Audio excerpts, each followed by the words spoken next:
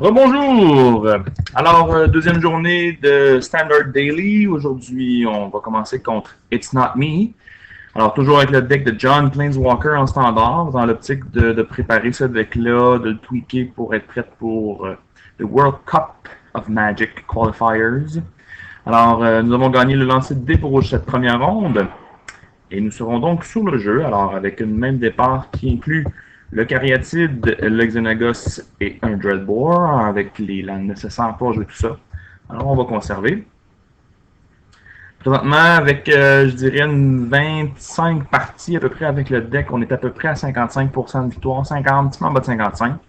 C'est un ratio qui est un petit peu en bas de mes espérances si on veut espérer remporter un tournoi majeur. Je vous avouerai qu'en ce moment, avec. Oui, ça doit rester en top.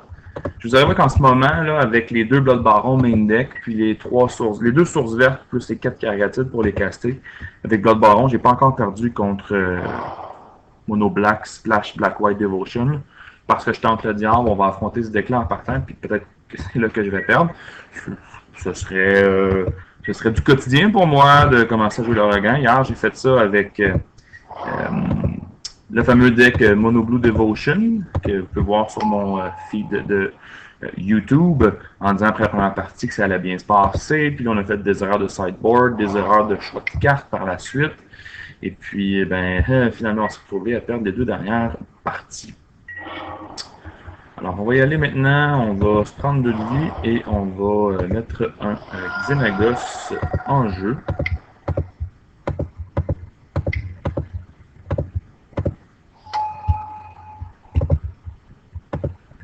Alors, je pense pas que dans le noir, bleu, blanc, il y a quoi que ce soit qui ait haste et qui puisse venir tuer Xenagos. La seule chose peut-être qu'on pourrait avoir comme problème, peut-être qu'il va avoir un Heroes Downfall. Ça arrive, mais écoutez, il sera passé là, c'est tout.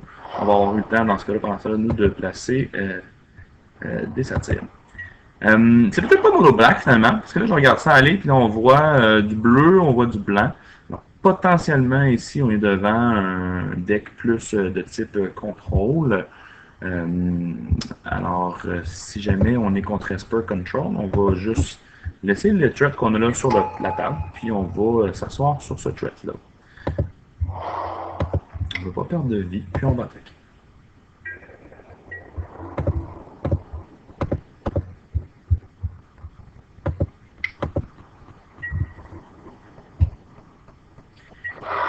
Donc, on contrôle, une threat à la fois, puis en plus de ça, le curseur fixe, si on l'avait mis en jeu, aurait donné de l'information supplémentaire. C'est vraiment pas ça qu'on veut. Un peu de l'abandon. Un autre land. À ce stade-ci, on va mettre ça en dessous. On a quand même déjà 5 mana, possiblement 6, 7, 8 si on veut. On va continuer à mettre des beaux amis satyres.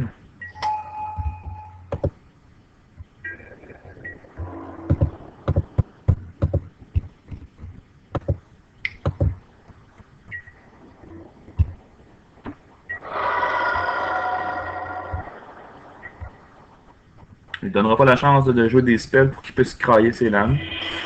Voilà. Aucune idée de ce qu'on a affronté, mais j'irais comme ça dans le vide pour un deck de contrôle. Alors, on va rentrer ça ici contre contrôle. Alors, au terme de changement, ceux qui ont regardé les vidéos de la première journée, la première soirée, alors il y a un Devour Flesh main deck de moins et un Dreadbore main deck de plus. C'est le seul changement que j'ai effectué pour le moment. Contre contrôle, on va rentrer Stormblood Dragon aussi, Slaughter Games, et Ragdoll's Return et Golgari Charm. On va sortir les mystiques qui est du ramp mais qui meurent malheureusement à n'importe quelle forme de Supreme Verdict. On peut retirer le Putrefy ici qui est moins utile qu'on pense. On va pouvoir sortir aussi c'est dur à dire parce que DK, peut-être que cette version-là, là, évidemment que là, la grosse liste contrôle populaire, évidemment, c'est la UI de Ivan Flock. Alors, Blob DK, c'est vraiment pas bon contre cette liste-là. Potentiellement, contre Esper, c'est encore pas mauvais. La liste doit jouer fort probablement des Detention Sphere. Est-ce qu'il y a d'autres choses qu'on pourrait avoir à gérer? Peut-être des Banishing Light. J'aurais tendance à me laisser ça là pour le moment. Mortar, je pense pas qu'on va avoir besoin de ça. On a une carte encore à couper, on va y aller pour Chandra, qui est souvent une carte coupée. Chandra, avec d'autres joueurs qui jouent la liste, là, Steve Lirette, pour pas le nommer, qui joue pour le plaisir de jouer, mais qui malheureusement ne joue plus. Euh, En fait, dans sa liste à lui originale qu'il jouait, avec laquelle il a déjà remporté là, un Mana Deprived Series, il considère peut-être que Chandra en ce moment est pas idéal dans le deck. C'est cute avec un courseur parce qu'on peut révéler la carte, bon, mais puis là, la jouer, puis c'est gratuit. Mais malheureusement, souvent, ça fait un dommage, ça fait rien de tour que ça rentre en jeu. On va y aller comme ça, puis on va voir qu'est-ce qu'il y en est par la suite. Si vraiment il est quel type de contrôle il joue, puis si vraiment il contrôle, peut-être qu'il joue un autre dans le deck qu'on n'a juste pas vu.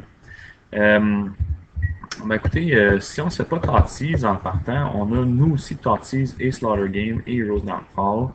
Alors on a accès à un tour 2 Tatties, puis qui c'est peut-être un tour 3 Heroes Downfall. C'est une très belle main contre contrôle. C'est juste que lui, il ne joue pas un tour 1 Tatties. Ça va bien se passer. On va penser que le Temple of Malady, que ça va avoir accès à Tatties au prochain tour. Ça va rester là.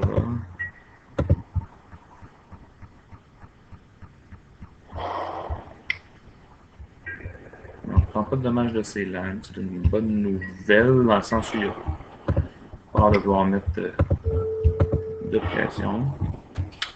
Alors, effectivement, il y a bel et bien Detention Sphere qui est resté. Alors, Detention Sphere est là. Je vais prendre les notes sur papier cette fois-ci pour ne pas avoir à imposer les changements de fenêtre et tout ça. Alors, Fated Retribution, qui est là aussi, Jace. On a une gestion de Jace en main et Supreme. C'est sûr que Supreme peut nous faire mal. Ceux qui connaissent peu Fated Retribution, ça détruit les créatures et les Planeswalkers. S'il le fait pendant son tour, on fait de dommages.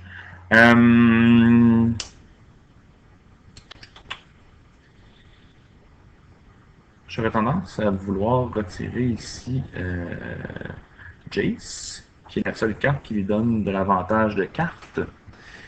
Puis tour 4, Slaughter Games ne peut pas être contré. On pourrait se débarrasser, exemple, de Supreme Verdict et toutes les copies de Supreme Verdict dans sa main, ou Fated Retribution.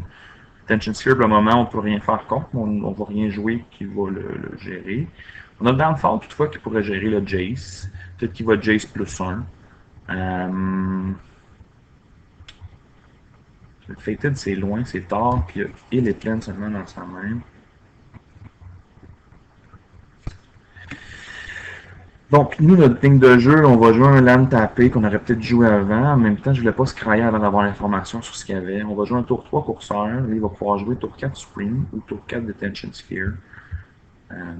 On a des réponses aux Sphere, on les a gardées. Ça va rester, je suis certain. C'est le Supreme, le Fated ou le Jace. Puis qu'est-ce qu'on va nommer avec Slaughter Game plus tard?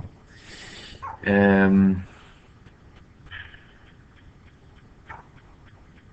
vraiment pas envie qu'il pige, honnêtement. Il n'y a vraiment pas une belle main en ce moment. Puis, on n'a pas d'abandon, question d'avoir 2 mana vertes disponibles au prochain tour. Ça va rester pour pouvoir jouer un courseur tour 3. Alors, la plaine est jouée. Jace est disparu de sa main.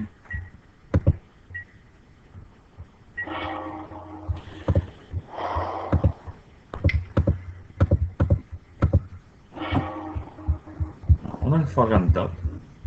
Et on va potentiellement l'obliger à utiliser Detention Sphere ou Supreme Verdict au prochain tour, ce qui nous convient en bout de ligne.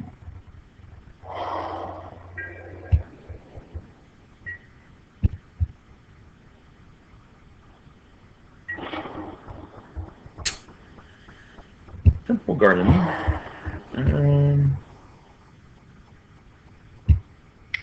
Non.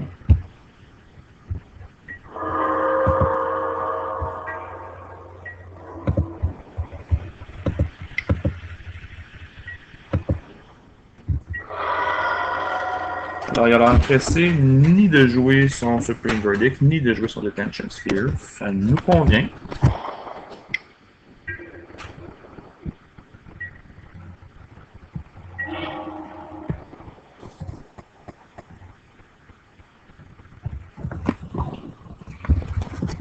J'ai vraiment envie de faire Slaughter Games ici. Question de voir si on a le chemin libre pour un Rakdos Return au prochain tour. On va commencer par faire Temple d'abord. Ça va rester en top. Blood Baron.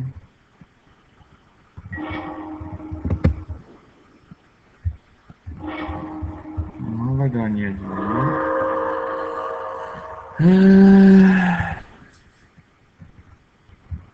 On va y aller pour rouge. Noir.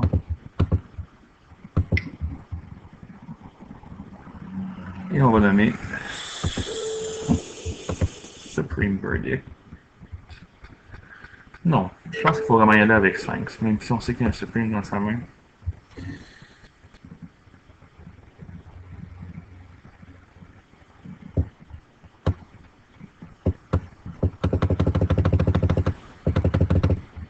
Je pense qu'on n'a juste pas le choix de nommer Sphinx Révélation. On veut pas qu'il gagne la main. Ok, donc dans sa main, Detention Sphere, Fated Retribution, une île, Supreme Verdict et il y a un Negate qui s'est ajouté. On va se débarrasser des Sphinx. On va regarder qu'est-ce qui reste. Archangel of Tomb, Brimaz, d'autres Detention Sphere, des Dissolve, 2 Espet, des Font of Fortune, des Jace, il y en a 3 en tout, Jason Jimity, des Negate, seulement 2 Supreme Verdict. Ok, fait qu'il joue quand même des créatures. Il y a vraiment. C'est pas noir, c'est blanc-bleu contrôle finalement. Ok, alors on va se débarrasser de Sphinx.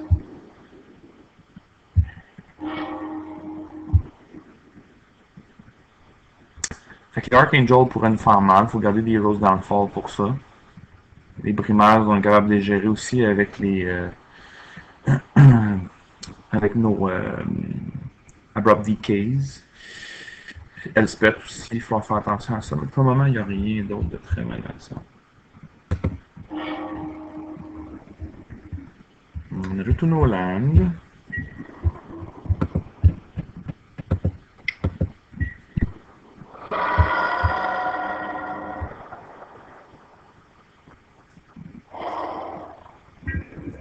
Alors, une île. Il reste Negate, Supreme, Fated et Detention Sphere. Je rappelle que Fated peut être joué en instant.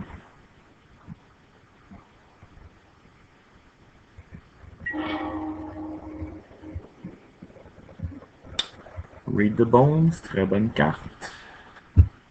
On va piger des trucs.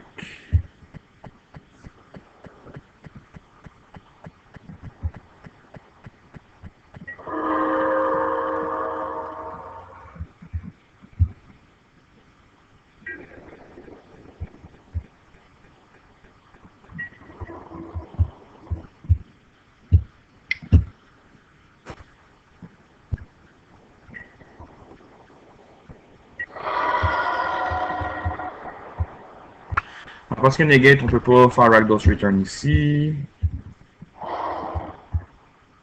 On se rappelle qu'il y a Supreme Detention Sphere, Font of Fortune, il y a toujours Negate maintenant.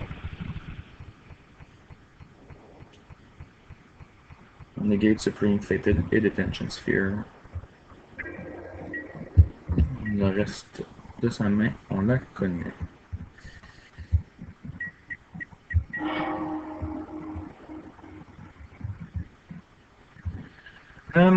Est-ce qu'on peut péter un Lienevef? C'est pas tant.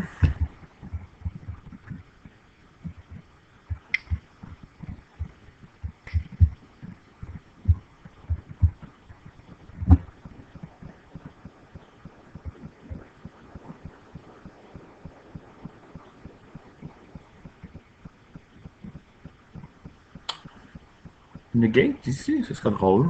On serait pas déçu en fait de Negate ici. On ouvrirait la porte à un Rakdos Return pour aider sa main par la suite.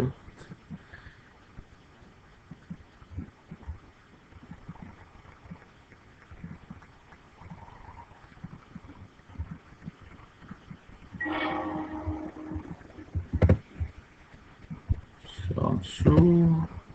Ça sur le dessus. On va piger Lily et DK. Et on a un Dreadbore en top. Ok, intéressant. On veut que Dreadbore reste là. On va payer de lui pour ça. Combien on gagne? En fait, c'était pas essentiel. Ah oui, c'était essentiel si on veut avoir Heroes Downfall Mana.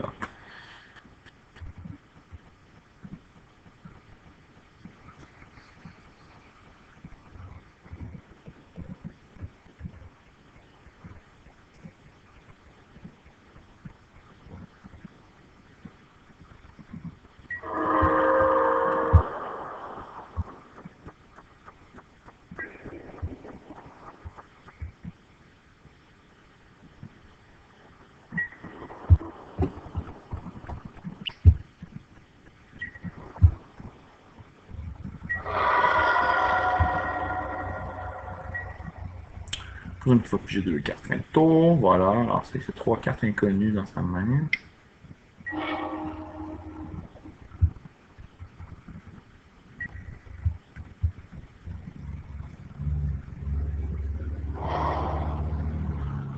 Gilgate, deux cartes inconnues dans sa main. Attention Sphere.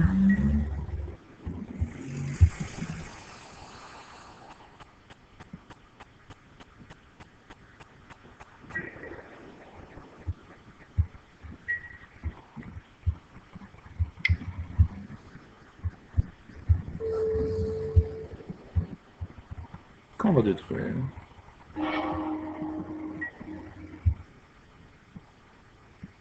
C'est toujours Negate Mana Up. Alors, puis là, on a vu une Detention Skill de moins. Il reste un Fated, un Supreme, un Negate et deux autres cartes qu'on ne connaît pas.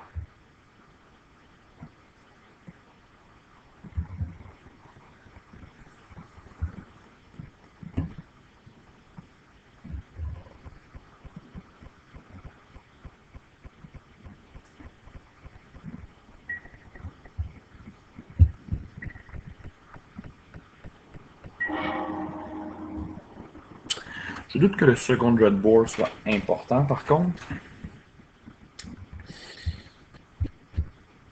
On va voir si Liliana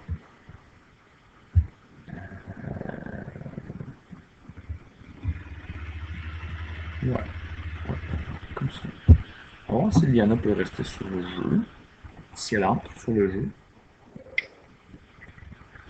Alors, on va chercher Negate là, c'est parfait. Ça nous donne un jeu pour le Rakdos Return. On ne déteste pas du tout. Forme de la malice.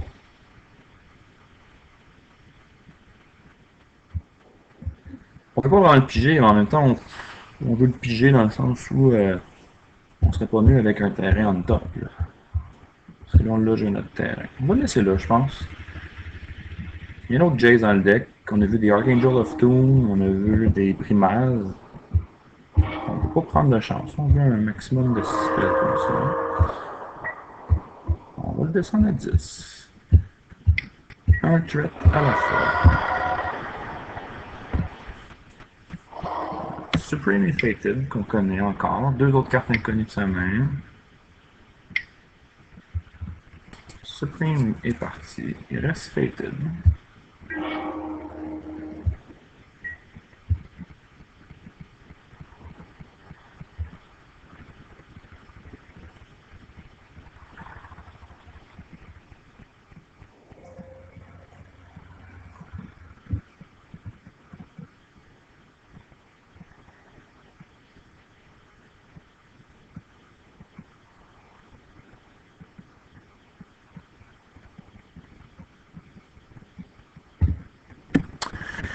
Alors, il y a 4 Dissolve en ce moment. 4 Dissolve et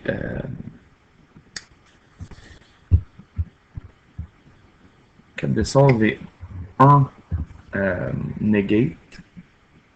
Et on a vu tantôt, j'ai pas noté malheureusement le nombre de syncopés, j'ai pas réalisé.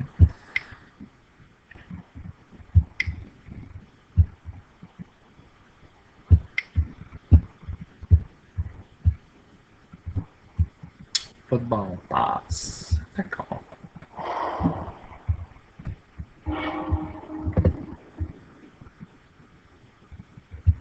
C'est ça sur le dessus. Ça va être un land de plus pour le Rakdos Return au prochain tour.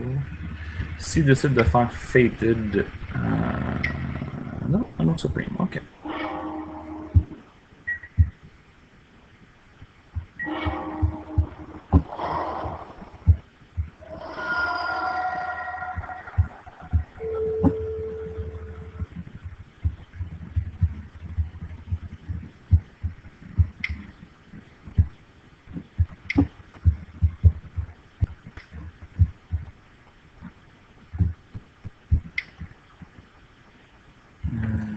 Si jamais il y a Syncopate, on a la mana pour le payer.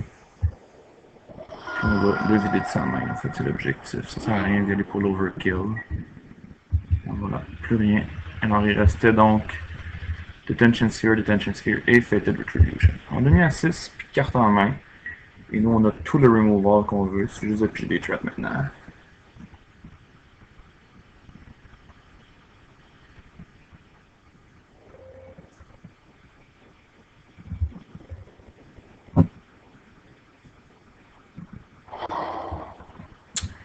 Bon, c'est un LAN. Il l'a joué, il se crée. On va aller chercher l'information.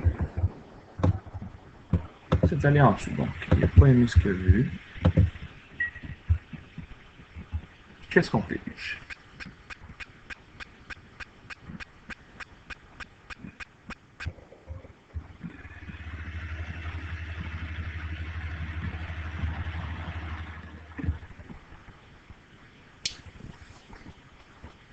Planeswalker, Blood Baron, ce serait bon.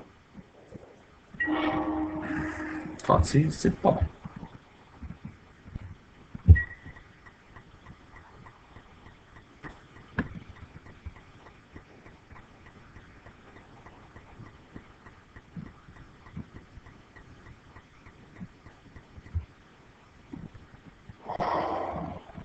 Un autre Skyland. Bon, on est chanceux. Oui, si on veut voir, en fait, il faut résoudre. C'est allé au bottom, ça aussi. Toujours pas de carte en main pour lui.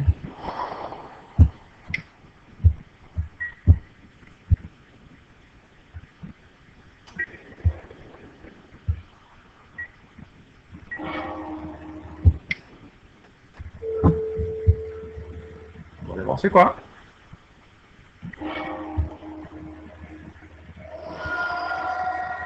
Syncopate. Malheureusement, le cariatide ne fera pas de dommages.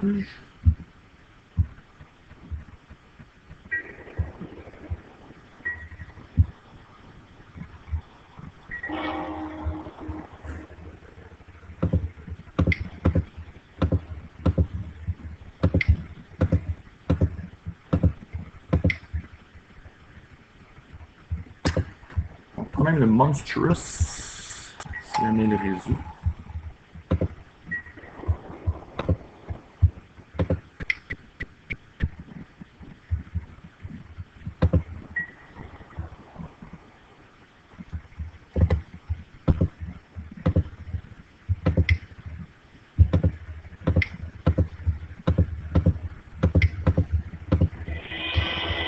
Et voilà. Alors, on va passer rapidement à ce menu-là, mais en fait, on a réussi à battre un autre deck contrôle, encore une fois. Ragdoll's Return, très puissant contre contrôle. On l'a empêché d'avoir les cartes qu'il avait besoin. Une seule menace à la fois. On a bien pigé, mais en même temps, on a surtout eu une bonne main de départ contre contrôle. On était chanceux, le sideboard était là. Je pense que le Slaughter Games, la décision était bonne d'y aller pour Sphinx Révélation, même si on connaissait le removal dans sa main. Le removal, à cause de la main qu'on avait à ce moment-là, était pas tant dangereux. Puis là, ben, dans le fond, ça nous a permis en fait de s'assurer qu'il ne remonte pas en termes de vie, qu'il ne se remplisse pas la main, ce qui est vraiment le danger contre contrôle. Quand il commence à avoir le contrôle des cartes, là, notre deck commence à être dans la difficulté parce que nous, on peut avoir un peu de card advantage là, avec le Cariatide puis avec les Planeswalkers, mais jamais comme un Sphinx Révélation. Alors voilà, on va donc patienter pour la ronde 2.